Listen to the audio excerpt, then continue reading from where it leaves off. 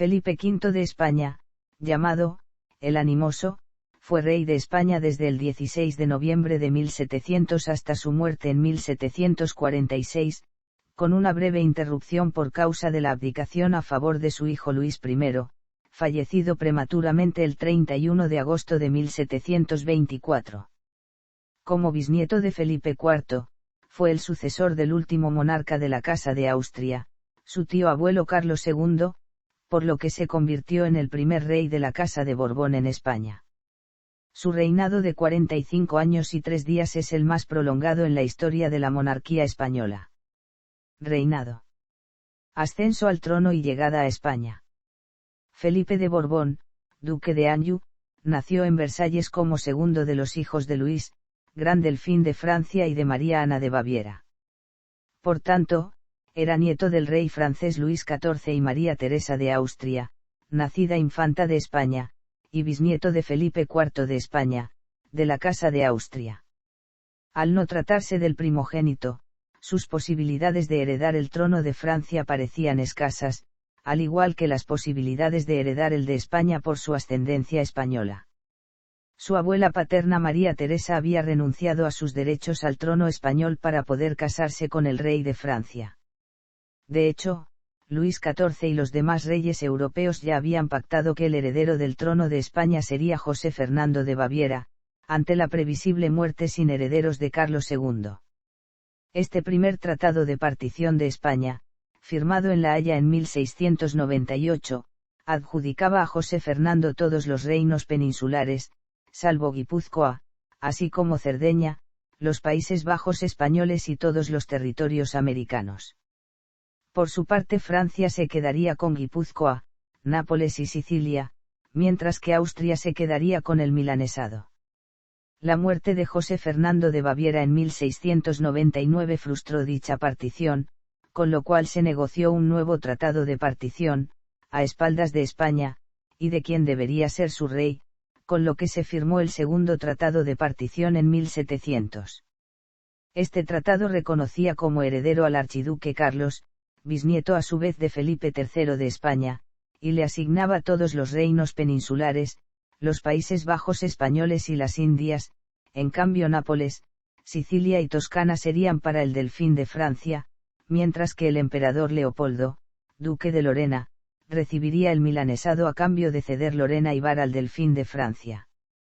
Pero si tanto Francia como Holanda e Inglaterra estaban satisfechas con el acuerdo, el emperador no lo estaba y reclamaba la totalidad de la herencia española, ya que pensaba que el propio Carlos II nombraría heredero universal al archiduque. Sin embargo, Carlos II nombró heredero a su sobrino nieto Felipe, con la esperanza de que Luis XIV evitara la división de su imperio, al ser su propio nieto el rey de España. Poco después, el 1 de noviembre de 1700, moría Carlos II y Felipe de Borbón, duque de Anjou, aceptaba la corona el 16 de noviembre. La noticia de la muerte de Carlos II el 1 de noviembre en Madrid llegó a Versalles el 6 de noviembre. El 16 de noviembre de 1700, Luis XIV anunció en el Tribunal Español que aceptaba la voluntad de su primo, hermano y sobrino. A continuación presenta a su nieto, de 17 años, a la corte con estas palabras: «Señores, he aquí el rey de España». Entonces le dijo a su nieto: «Pórtate bien en España, que es tu primer deber ahora, pero recuerda que naciste en Francia, para mantener la unión entre nuestras dos naciones, es esta la manera de hacerlos felices y preservar la paz de Europa». Tras esto, el Imperio español y todas las monarquías europeas, a excepción de la Casa de Austria, reconocieron al nuevo rey. Felipe V dejó Versalles el 4 de diciembre y entró en España por Irún el 22 de enero de 1701, y realizó su entrada triunfal en Madrid el 18 de febrero. Pero después de unos meses de reinado, los errores políticos se acumularon. El 1 de febrero de 1701, el Parlamento de París conservó las cartas de derechos de Felipe V, preservando su derecho al trono de Francia. En febrero de 1701, Luis XIV, a petición del Consejo de Regencia español, envió tropas francesas junto a las guarniciones españolas de los Países Bajos españoles, en la frontera con las Provincias Unidas, instaladas de acuerdo a un tratado bilateral firmado con España en 1698 tras el fallecimiento en el exilio de Jacobo II de Inglaterra, en septiembre de 1701. Luis XIV reconoció como rey de Inglaterra y Escocia a su hijo Jacobo Estuardo, el viejo pretendiente. Con gran indignación del rey Guillermo III de Inglaterra, los franceses se establecieron en los altos cargos en Madrid y decidieron la nueva forma de orientar la política española. Aunque la mayoría de los países aceptaron al nuevo rey, el emperador Leopoldo se negó a hacerlo al considerar que el archiduque Carlos de Austria, su segundo hijo, tenía más derechos al trono.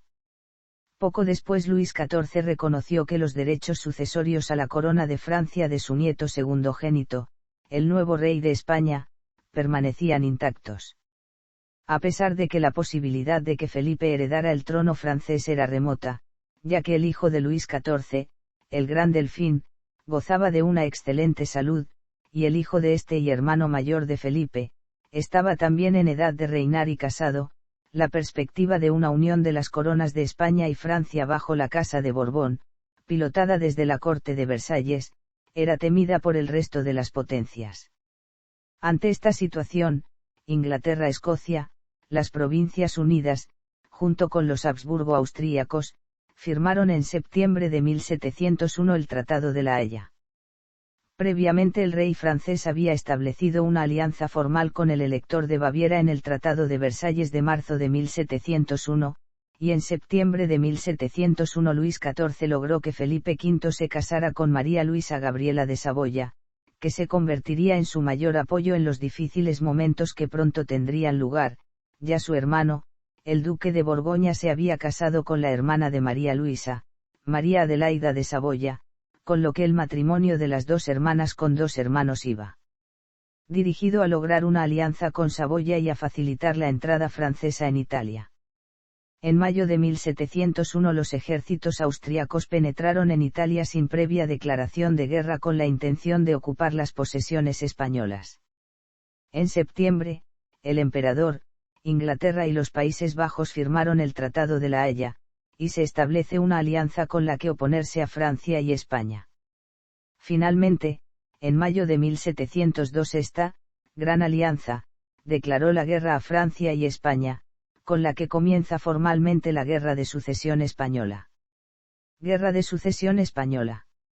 La Guerra de Sucesión era un conflicto internacional, pero también un conflicto civil, pues mientras la corona de Castilla y Navarra se mantenían fieles al candidato borbónico, la mayor parte de la corona de Aragón, especialmente por el temor de la burguesía y la nobleza a perder sus enormes privilegios económicos, prestó su apoyo al candidato austríaco.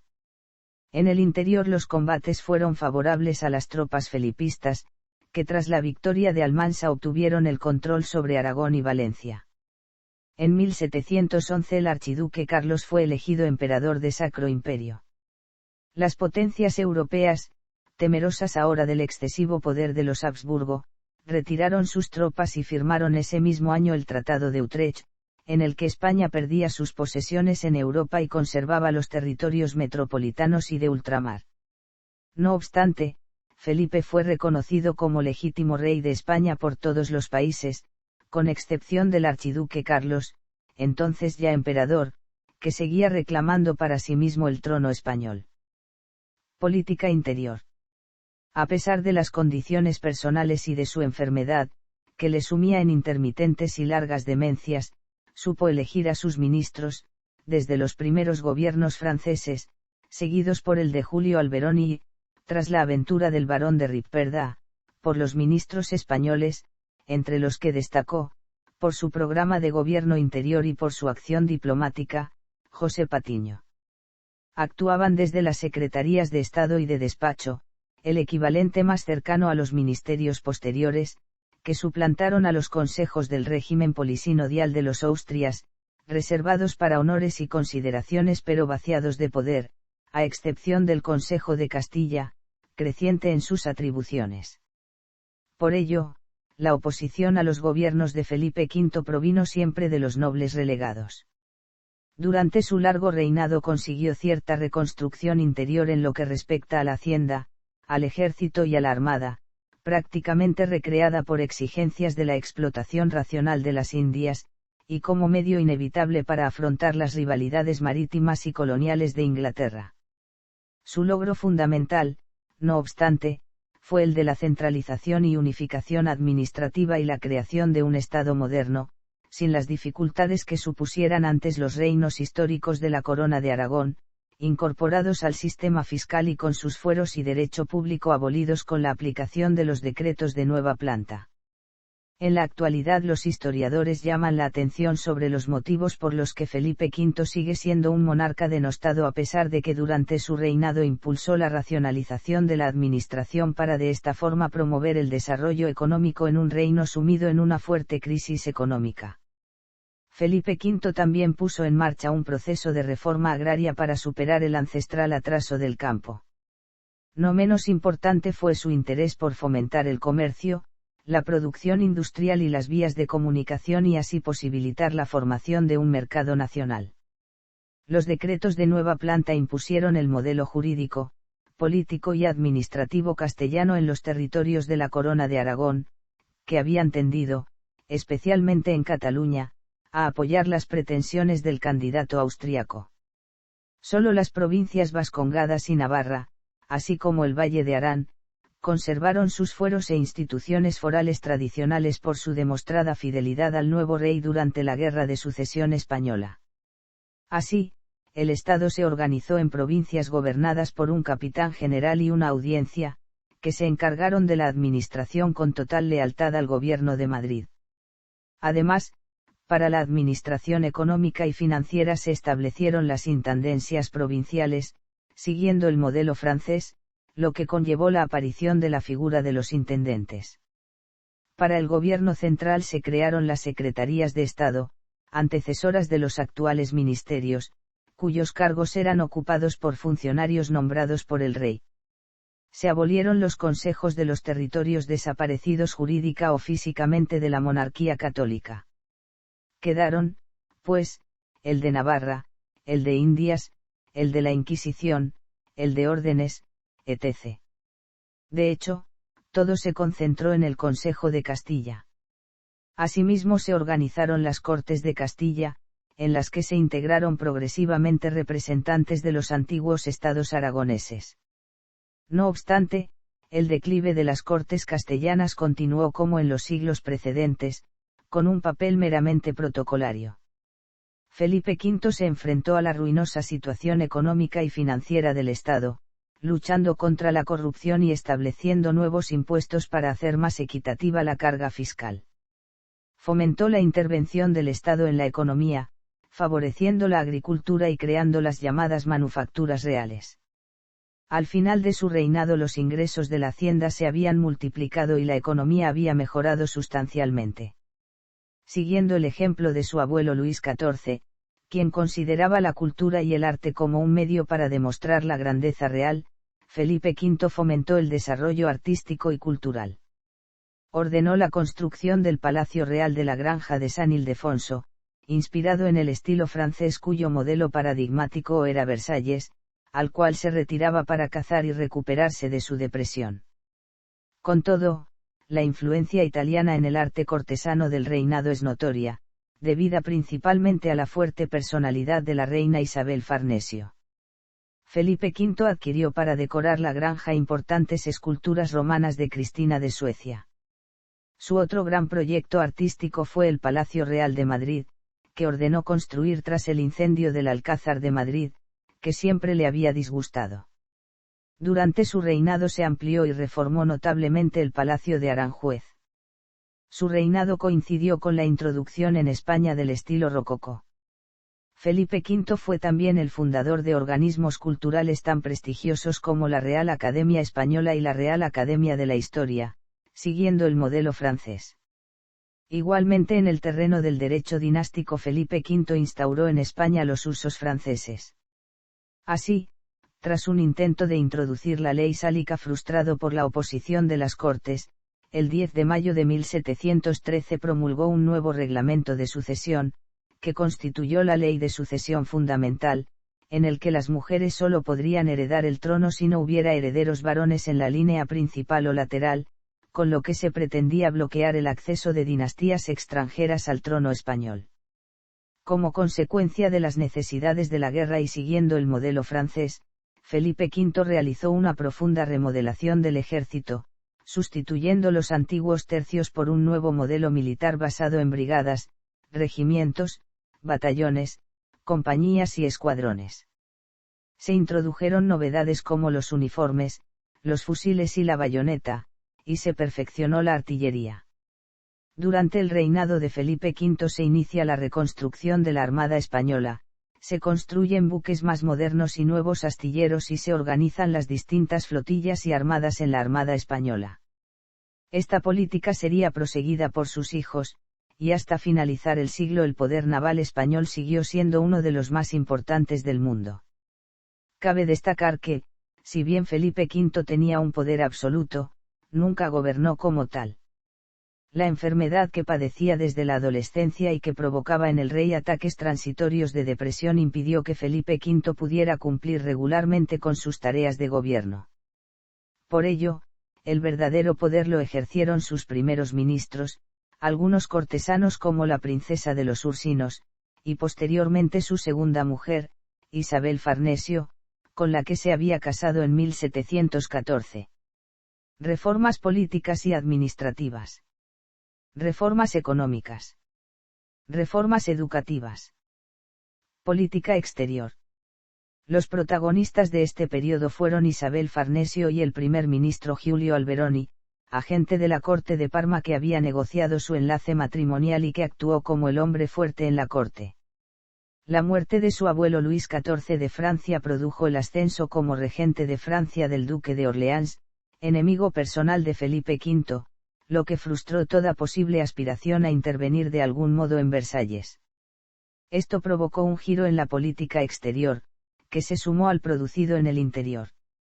Cabe destacar de esta fase la política exterior, que partió del rechazo de los tratados de Utrecht y Rastatt y tuvo como objetivo la recuperación de los territorios italianos para situar en ellos a los hijos de Isabel Farnesio y crear reinos satélites de España.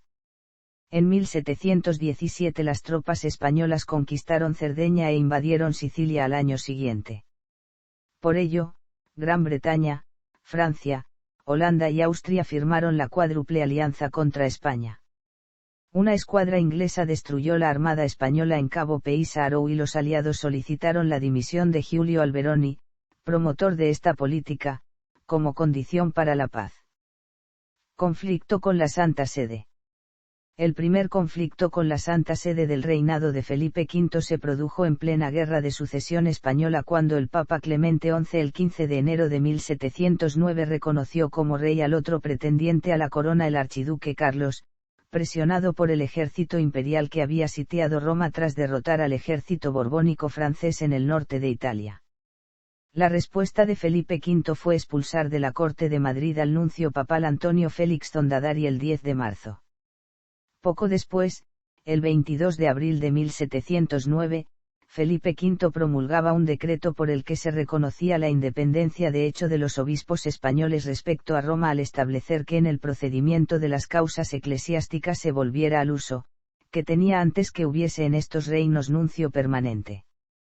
Así, los obispos tendrían que ejercitar su jurisdicción sobre, lo que cabe en su potestad, tanto en materia de dispensas como de justicia, de los que antes de la ruptura se ocupaba la curia romana. La ruptura con el Papa y el decreto posterior provocaron las protestas de la jerarquía católica española más antirregalista. El cardenal Portocarrero, Alonso de Monroy, arzobispo de Santiago, y el cardenal Belluga, obispo de Murcia, enviaron sendos escritos al rey, el último de ellos en forma de un contundente memorial antirregalista, que no vería la luz pública en Roma hasta la década de 1740. En todos ellos aparecen las ideas propias de la corriente antirregalista, un antiepiscopalismo radical, pues, a su juicio, las reivindicaciones episcopales constituyen un peligro para la Iglesia, predominio del centralismo romano y exaltación del poder pontificio, temor al regalismo que consideran un peligro de cisma, inmunidad de los privilegios eclesiásticos, apoyados por Roma, y que consideran básicos para la conservación del catolicismo en España y rechazo de cualquier atisbo de secularización que pudiera expresar la autonomía del poder político. Pero la ruptura también movilizó a los regalistas, empezando por el obispo Francisco Solís, que escribió un dictamen que de orden del rey dio el ilmo. Sr. de Francisco Solís, obispo de Córdoba y virrey de Aragón en el año 1709, sobre los abusos de la corte romana por lo tocante a las regalías de Sm y jurisdicción que reside en los obispos, en el que defendió la independencia de los obispos respecto de Roma, al ser consagrados iure divino, lo que les permitía convocar concilios, siguiendo, pues, los principios del episcopalismo y del conciliarismo, y señalando además al centralismo romano como la principal causa de la decadencia de la Iglesia. Así propone, siguiendo el ejemplo de los concilios de Toledo de la época visigoda, que el rey convoque un concilio de todos los obispos españoles que apruebe las medidas necesarias para llevar a cabo la reforma eclesiástica.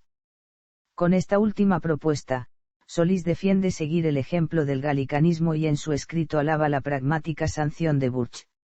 El rey francés Luis XIV medió en el conflicto y consiguió reunir en París a un representante del Papa y a un representante de su nieto Felipe, Rodrigo de Villalpando, futuro marqués de la Compuesta, quien recibió unas instrucciones estrictas redactadas por el recién nombrado fiscal del Consejo de Castilla Melchor de Macanaz, un declarado regalista.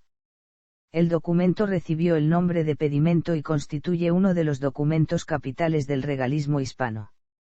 En el Macanaz defiende que en el campo de la fe y de la religión se debe ciegamente seguir la doctrina de la Iglesia, pero que en los aspectos temporales el poder civil tiene plena autonomía, una propuesta muy cercana al modelo de la Iglesia galicana.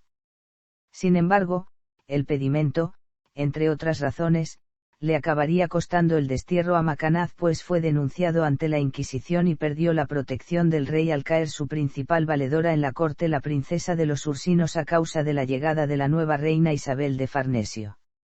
Como han señalado Antonio Mestre y Pablo Pérez García, con el destierro de Macanaz la corriente regalista sufría un terrible golpe, pero también desaparecía un proyecto reformista de largo alcance. Porque Macanaz pretendía una reforma de la enseñanza universitaria muy renovadora y ambiciosa, y el control del Tribunal del Santo Oficio de la Inquisición por parte del gobierno civil. El nuevo equipo de gobierno propiciado por la reina Isabel de Farnesio y encabezado por Julio Alberoni propició el acercamiento a Roma, y así se llegó a un acuerdo provisional conocido como el Concordato de 1717. En el mismo el papado recuperaba su situación jurídica anterior a 1709 a cambio del pago de 150.000 ducados anuales procedentes de las rentas eclesiásticas para la lucha contra el turco, y Alberoni fue nombrado cardenal. Sin embargo, los grandes problemas planteados por Solís o Macanaz quedaron marginados. Cuando en virtud del Tratado de Sevilla de 1729, el infante don Carlos, varón primogénito del segundo matrimonio de Felipe V con Isabel de Farnesio, recibió el reino de Nápoles, volvió a producirse la ruptura con la Santa Sede, porque ésta puso en cuestión la validez del Tratado de Sevilla, alegando que Nápoles era un feudo del Papa. El conflicto de fondo, sin embargo, residía en la reivindicación del patronato universal, es decir, extender a todos los dominios de la monarquía de Felipe V el patronato regio que ya detentaba sobre Granada, Canarias y las Indias, propuesta impulsada por el nuevo equipo regalista encabezado por el recién nombrado gobernador del Consejo de Castilla, el obispo de Málaga Gaspar de Molina y Oviedo, y por el nuevo embajador en Roma, el cardenal Acquaviva, y que contaban con el apoyo de José Patiño, el principal ministro del rey. Cuando la curia romana rechazó la creación en agosto de 1735 de la Junta de Real Patronato, cuya finalidad era impulsar la incorporación a la corona de iglesias y patronatos, los breves papales fueron secuestrados por orden del obispo Molina, que impuso así el exequatur, que ninguna orden papal tenía validez en los dominios de la monarquía de España sin el refrendo de su soberano. La solución final al conflicto fue la firma del nuevo Concordato de 1737, en el que se produjeron avances en la línea del regalismo, y el obispo Molina, como Alberoni, fue nombrado cardenal, quedaba regulado el derecho de asilo eclesiástico, la Iglesia controlaría el número de clérigos y se propondría la reforma del clero por medio de los obispos, y Roma cedió con un nuevo gravamen sobre los bienes eclesiásticos. Sin embargo, la cuestión fundamental del patronato regio y del control de los beneficios eclesiásticos fue aplazado para ser discutido más adelante, aunque el obispo cardenal Molina lo consideró un éxito pues quedaba la puerta abierta, para que la Junta de Real Patronato continuara actuando sobre la cuestión del control de los beneficios eclesiásticos. En 1737 en una investigación realizada por el abad de Vivanco encontró 30.000 beneficios eclesiásticos que escapan al patronato real en beneficio del Papa. Abdicación, reinado de Luis I y recuperación del trono. El 10 de enero de 1724, el rey Felipe V firmó un decreto por el que abdicaba en su hijo Luis, de 17 años, casado con Luisa Isabel de Orleans, 2 años menor que éste. El príncipe recibió los documentos el 15, y se publicaba la disposición al día siguiente. Los motivos de esta abdicación son objeto de discusión. Durante la época se dijo que el monarca esperaba acceder al trono de Francia ante una posible muerte prematura de Luis XV que le convertiría en su sucesor, siempre y cuando no ocupara el trono español. O también es posible que la abdicación de Felipe V fuese la acción de un hombre enfermo de mente que es consciente de que no está en condiciones de gobernar y elige apartarse de las responsabilidades de gobierno. Este último punto de vista es el que defendió el historiador Pedro Boulteis. Felipe V abdicó a causa de la fuerte depresión que sufría en aquellos años. Los reyes padres Felipe e Isabel se retiraron al Palacio Real de la Granja de San Ildefonso, pero la reina estuvo siempre perfectamente informada de lo que sucedía en la corte de Madrid. Luis I reinó solo durante 8 meses. A mediados de agosto enfermó de viruela y murió el 31 de ese mes. Al haber abdicado Felipe V, su sucesor tendría que haber sido el otro hijo varón Fernando, de 10 años de edad, pero la rápida actuación de la reina Isabel Farnesio lo impidió. Tuvo que enfrentarse a ciertos sectores de la nobleza castellana que apoyaban la opción de Fernando argumentando que no cabía la marcha atrás en la abdicación de un rey. El mismo confesor del rey, padre Bermúdez, entendía que era pecado mortal reasumir una corona a la cual había renunciado con todas las solemnidades. El confesor reunió luego, a petición del monarca, una junta de teólogos en el convento de jesuitas, la cual fue contraria a que Felipe V volviera al trono y solo estaba dispuesta a aprobar que ejerciera el poder como regente de su hijo y heredero, Fernando. Ni como regente ni como rey ni como nada, contestó Felipe V colérico, deseoso de rumiar en paz su depresión. Para contrarrestar la opinión de los teólogos, la reina presionó al Consejo de Castilla para que pidiera a Felipe V que recobrara el trono. El 6 de septiembre de 1724, una semana después de la muerte de su hijo, Luis, Felipe V volvía a ostentar la corona de la monarquía de España, y su hijo Fernando era proclamado como el nuevo príncipe de Asturias y jurado poco después por las Cortes de Castilla, convocadas con tal fin. Política exterior. En 1725 se firmaron tratados de paz y alianza con Carlos VI de Austria, y al año siguiente comenzó la Guerra Hispano-Británica. Esta rivalidad, originada de las ventajas que había obtenido Inglaterra en el Tratado de Utrecht, marcó el resto del reinado con incesantes incidentes marítimos. La organización de la Liga de Hannover entre las potencias europeas recelosas del Tratado Hispano-Austriaco obligó a denunciarlo y a firmar el Convenio de El Pardo que reconoció definitivamente la vigencia del Tratado de Utrecht. Bajo la dirección de Patiño se reorientó la política exterior, buscando la alianza con Francia por medio del primer pacto de familia, en el contexto de la Guerra de Sucesión polaca. La ambivalente posición frente al Tratado de Utrecht y la política europea de Francia también tuvieron como objetivo la recuperación de los territorios italianos para situar en ellos a los hijos de Isabel Farnesio y crear reinos satélites de España. La tarea fue encomendada a Carlos, el futuro Carlos III de España, que empezó por Plasencia, Parma y Toscana para luego ocupar el trono de Nápoles en 1734. España volvió a ser una potencia naval, dominando el Atlántico, y a tener en cuenta en el Mediterráneo occidental. El nuevo ministro José del Campillo y Cosío, en el contexto de la Guerra de Sucesión austríaca, llevó al segundo pacto de familia. Sacro Imperio Romano Germánico. Dinamarca.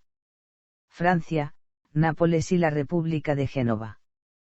Pactos de familia. Fallecimiento. Durante los últimos años de su reinado, la enfermedad mental y el deterioro físico de Felipe V se fueron acentuando. Se puede apreciar al rey en obras célebres de los pintores franceses, como Jean Ranquivalot. Se observa el cansancio que presenta, producto de problemas alimenticios y males psicológicos, hasta que en la noche del 9 de julio de 1746 murió de un ataque cerebrovascular. Apenas transcurrida una semana de la muerte de su padre, el nuevo rey Fernando VI, el único hijo varón de su primer matrimonio que le había sobrevivido, ordenó a su madrastra, la reina viuda Isabel Farnesio, quien había sometido a los príncipes de Asturias a una especie de arresto domiciliario, durante casi 15 años, que abandonara el Palacio Real del Buen Retiro y se marchara a vivir a una casa de la duquesa de Osuna, acompañada de sus hijos, los infantes Luis y María Victoria. Al año siguiente fue desterrada de Madrid y su residencia quedó fijada en el Palacio de la Granja de San Ildefonso.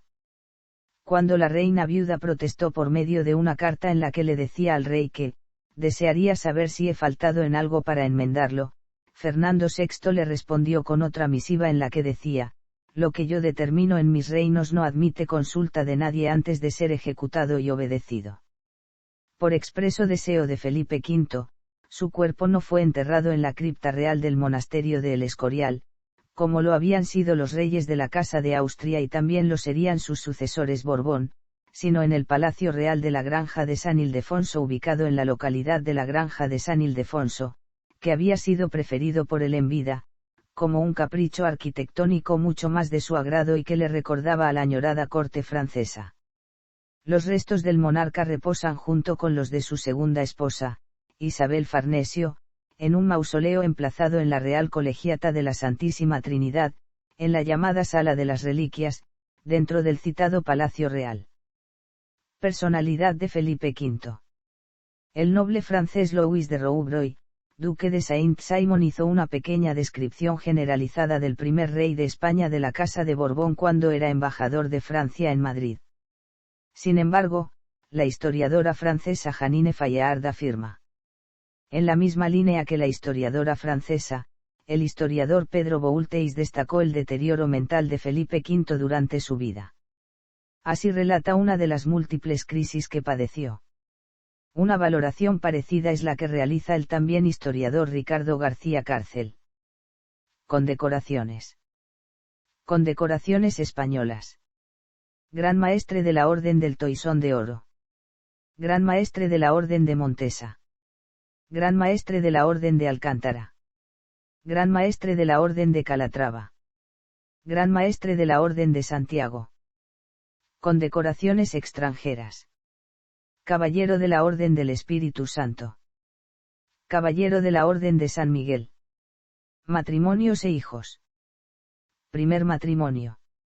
Felipe V de España contrajo matrimonio con su prima, María Luisa Gabriela de Saboya, el 2 de noviembre de 1701 y tuvieron 4 hijos. Segundo matrimonio. Contrajo segundas nupcias con Isabel Farnesio el 24 de diciembre de 1714, tuvieron 7 hijos. Ancestros. Títulos. Notas.